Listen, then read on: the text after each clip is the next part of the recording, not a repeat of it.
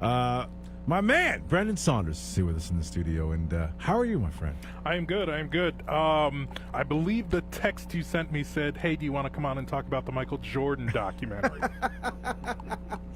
I did? Okay, all right. So what'd you think of it? You know, when he said Republicans buy shoes as well, I was happy because I'm a Republican. No. Yeah, sure. Hey, didn't he just donate $100 million? I think he just donated $100 million. Yes, he did. Yeah. But anyway, listen. Thank you as always. We've talked a couple of different times. You are a candidate again. You're running for state senate, and I appreciate you coming down here today and to talk to us about this. So, I could ask you a million different specific questions, but I figure I'll just ask you a general one. The weight of the country's got a heavy weight on it right now, doesn't it? Yeah. So tell me, what are you feeling about this when you're watching it on TV? I think that people are ready to move forward, and I think that includes black and white people. And I just think that white people are trying to say, okay, how do we move forward? Right. And I think black people are saying, when we move forward, let's not forget. Right. And so I think that's kind of where we're at now. From the very beginning, when this all, it's interesting because it was when this first started that I was on, that I had called in, and at the time I told you I was really encouraged because everybody could see that this particular incident wasn't really justifiable, and I was encouraged by the response.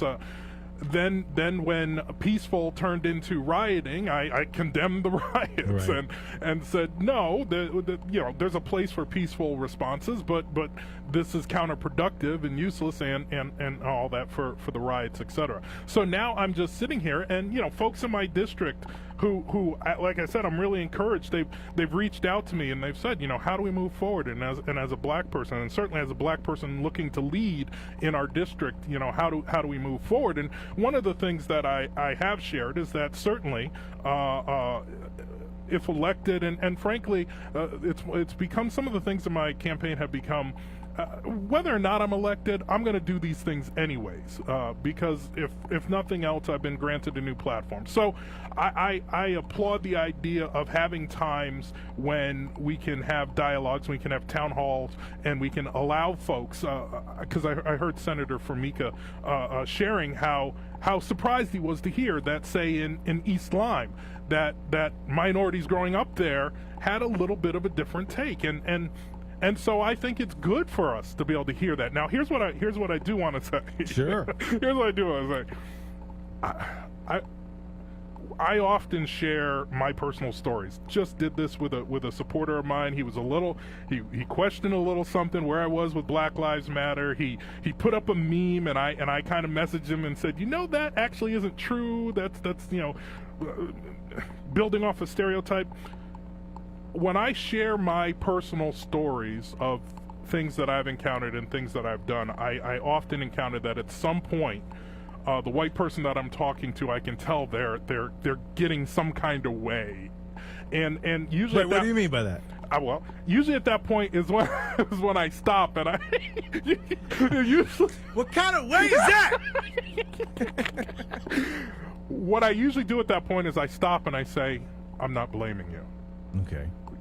It's not your fault. Yeah, but what kind of way? Whatever things I go. Sometimes the way is a little angry, and sometimes the way is a little indignant in that, are you trying to push guilt on me? Oh, okay, I see what you're saying. Sometimes the way is straight up empathy. Gotcha. It's emotion. So if you're talking to somebody about the plight of the black community, and then I go, you're nuts. What are you talking about? Yeah, like this. You don't know what you're talking about. Yeah, okay. Even your angry response like that tells me that it's time for me to stop and to say, hey, I understand right now you're feeling a little attacked. I understand right now you're thinking, I wasn't a slave owner, and my family came over, and all, and so for me, it's always a time of just stopping and saying, because I think, listening to my brother Juan, you could hear my callers calling in, people start to get worked up, and again, okay, just because we share doesn't mean that we're blaming. However, what I would say, the step that we ask, and this is certainly, I think Juan was saying this as well, is that we are glad that you're not racist. We assume and believe the best, that most white people are not racist. What kind of existence would that be if I walked around thinking every white Well, person? I mean, yeah, I guess you're right. But some people do, don't they? Don't you? No, well, no, don't, no. Let me finish this thought. We assume that most people are not racist, but what we have been asking and what we are asking is that you do more than simply not be racist, that you be anti-racist. So when those opportunities come, when you see the injustice, and I'm not talking about the video camera black man, I'm talking about at your job when you know that somebody else got the raise over somebody that you know was better qualified but was a minority. When those types of things happen, are you going to be willing to stand up for it? And that's all that we've ever asked. And I think that a lot of black people have had that, in their history, where something happened to them and they were surprised that their white friends, just kind of shrugged it off and went their way. Can I be honest with you, not to cut you off? This is by far the most clear example, what you're giving and what sort of the entire country now is getting from this, of an example of this. I think it's finally resonating with folks. People are now. Do you understand, Tom? You get like, because I think he's right on to something. Like, for the longest time, it's like the first response was to defend yourself. I'm not racist. What are you, nuts? Right. And again, I'm not a slave owner. I don't believe in this. I grew up in this. But what you're saying now makes a lot more sense, I think, to everyone. It's more sort of, it's become more mainstream to say, hey, wait a second, you know what? Brendan's right. If I see something that's even a little bit askew, I got to say something. Right. And I think now people kind of get that a little bit better now than they did a month ago. And that's what I would hope. And that's when I say we're ready to move forward. I know that as a black person, that's all I'm asking. As we move forward, keep this in mind and remember that you have a circle of influence. You have people that you interact with, and please don't be afraid. Now there's another thing, and this is more advanced, but simply none of this is going to get better per se without relationships, right? So one of the things that, as I've been talking about this, is that I ask folks, in your circle, whether it's coworkers, neighbors, etc., do you have a minority that you have taken some time to get to know? Not simply a casual acquaintance, but because I'm telling you, when you okay, so you have your black coworker, you ask them out to lunch, and then you ask them all the questions. Hey, what is it? Right. This guy's the best. What? First of all, he's not gonna slam down his food and walk out on you. But the more that you spend time together, the more. Here's how one person I know put it: experience leads to trust. Right now, there's a lot of fear and distrust on both sides, and it's only experience, because facts alone. I can sit here, you can throw your facts that say no, it isn't worse for you, and I can throw my facts that say yes, it is worse for you. But the fact of the matter is, facts alone don't necessarily allay fear and distrust. And if you don't believe that, ask somebody who's afraid of flying, right? Because you can give them all the facts that they want, and they're still not going to get on that plane, right? It's experience that leads to trust. And so I'm encouraging folks, and I'm getting this, and I'm glad that I'm getting it, to reach out, to take the minorities that you see in your circle and to spend more time with them, and in time ask them those questions. In fact, I think that's a great thing. Is if you've ever said, why is it that black people, right? Ask a black person. Don't ask them in a demeaning way, but ask it. And even if you ask in a demeaning way, we're usually going to be pretty patient with you. But so again, this person who was a supporter of mine, and we had this good long talk, and he asked me, he said, Brendan, what is it with the pants down below the I shared and explained to him and that kind of stuff. But my point is, when you ask those questions, don't sit in ignorance. Go do the research. Go look. And the best way that's going to happen is when you start interacting on a regular basis. Sports, it can happen, but I heard you saying it doesn't always happen, because sometimes with sports, it's just when we're on the court and just when we're and we're not spending time. Well, the work is the same way. Okay, I have minorities at my job, but that doesn't mean that I've ever said to them, let's go out for a beer afterwards. That doesn't mean I've ever said to them, having some friends over for a cookout, you want to come over? Start building that relationship, because experience leads to trust. When you know somebody, then when the George Floyd incident happens and you're going, my friend Bob, this kind of thing, I get it. I see why he would hurt, right? Until you build that relationship, you're never going to be able to. And I will also say this. Let me give you two questions to consider, and I think that both black people and white people have to consider this. Number one, how do people who don't look like me experience me? How do people who don't look like me experience me?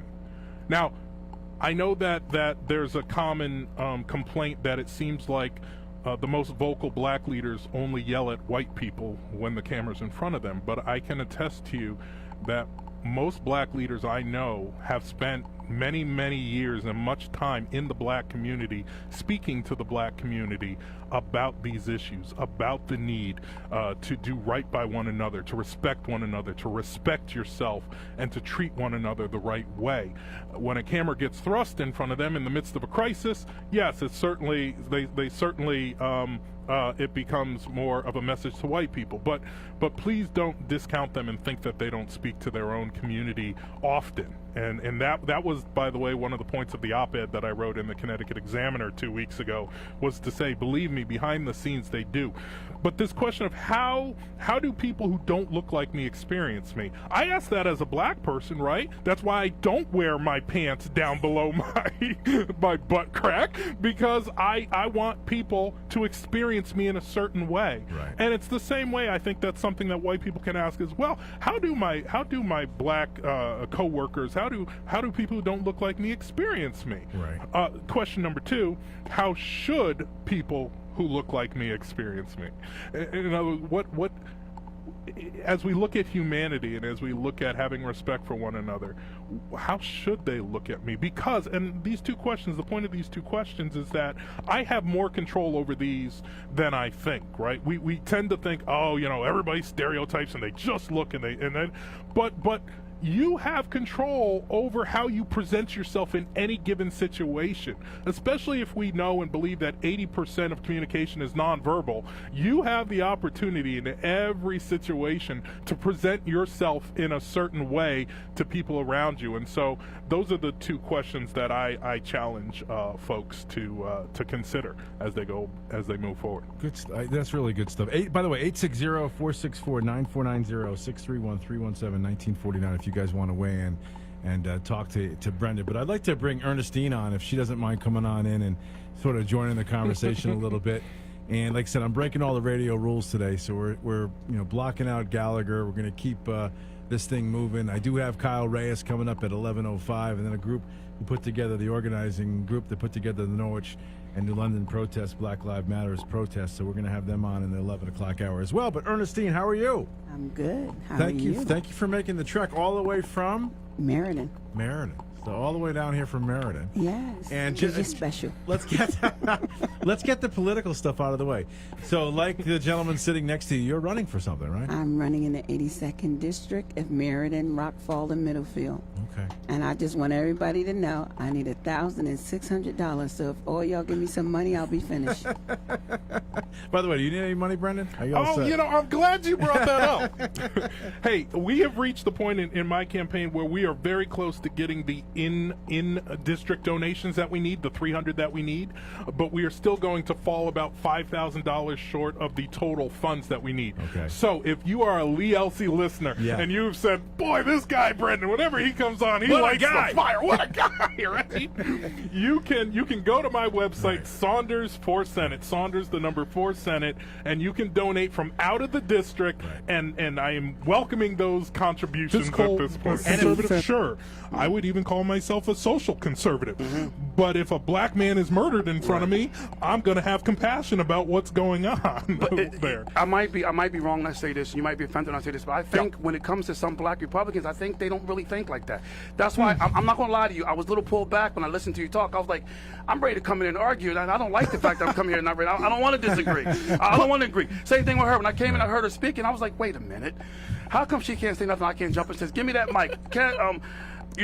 You're wrong, but I'm not doing that. But that's my point. We need people who are going to bring us all together. Right. And if that's my God-given passion and that's my gifting in this world, then so be it. That I can help bring us all together, because I do believe that what unites us is greater than what divides us. And I do believe, and this was the last thing I wanted to say, just echoing my brother Juan over here, is that in the end, it's really a sin issue. Man's heart is dark, and in the end, it's really a sin issue. Right. And so I want to reach out to those who are people of faith, and I want to remind you, Jesus said in John 13, love one another as I have loved you. We often talk about the golden rule, love others as you want to be treated, right? But Jesus said, no, love as I did, which was choice and it was sacrificial.